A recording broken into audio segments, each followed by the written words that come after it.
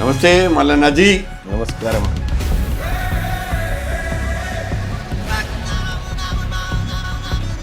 అంత తక్కువ జీతంలో వచ్చి మీరు హెలికాప్టర్లోకి వెళ్ళిపోయేటువంటి స్థాయికి ఎలా ఎదిగారు? పార్టీలు ఎన్ని మారితే అంత మంచిది. ఎస్, అధికారానికి దగ్గరగా లేని జాతులు అంతరించిపోతాయని అంబేద్కర్ గారు చెప్పారు. అధికారానికి దగ్గర ఉండాలి అనేటువంటి మాట ప్రకారం మీరు కాంగ్రెస్కి దగ్గర ఉండాలి కదా.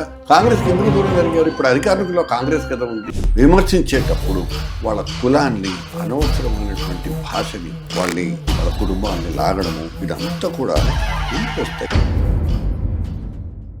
బట్ ఇతనే ముఖ్యమంత్రి, అందుకే పార్టీ పెట్టాడా అనేటువంటిది వస్తుంది. నేనే ఆ ఆకాంక్షతో ఉంటే నేను కాంగ్రెస్లో ఉండి కాంగ్రెస్ను ఖతం చేస్తాను. నేను రేవంత్ రెడ్డి కంటే అప్గ్రేడ్. నేను కాంగ్రెస్ ఇచ్చిన ఎమ్మెల్సీ పదవిని రాజీనామా చేయకపోవడం తప్పుగా రాదే? రైట్, చాలా మంచి క్వశ్చన్. నేను తీన్మార్ మల్లన్న ఏందో ఈ పాటికి నేను చెప్తా ఉన్నా. నేను ఇట్లనే ఉన్నా కదా ఖాళీగా. నేను పిలుపునిస్తే మా ఉద్యోగస్తులు 50 కోట్లు రేపు రెడీ చేయాలంటే చేస్తాను. మేమేం చెప్తా ఉన్నాం, నేను పార్టీ పెట్టేటప్పుడే చాలా క్లియర్గా చెప్పిన సతీష్ బాబు గారు ఏమని, నాకు కేసీఆర్ కడిగి నాకేసిన తెలంగాణను, రేవంత్ రెడ్డి నాకి పడేసిన తెలంగాణను కాదు, నాకు నిజాం వదిలిపెట్టిన తెలంగాణ కావాలి. తర్వాత మీ పార్టీకి నిధులు ఎక్కడి నుంచి వస్తున్నాయి?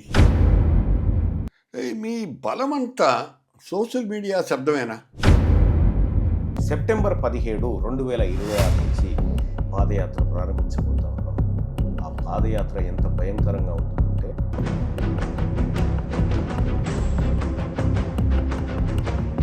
కేటీ రామారావు గారికి ఆ విషయంలో నిజంగా నేను సారీ చెప్తాను.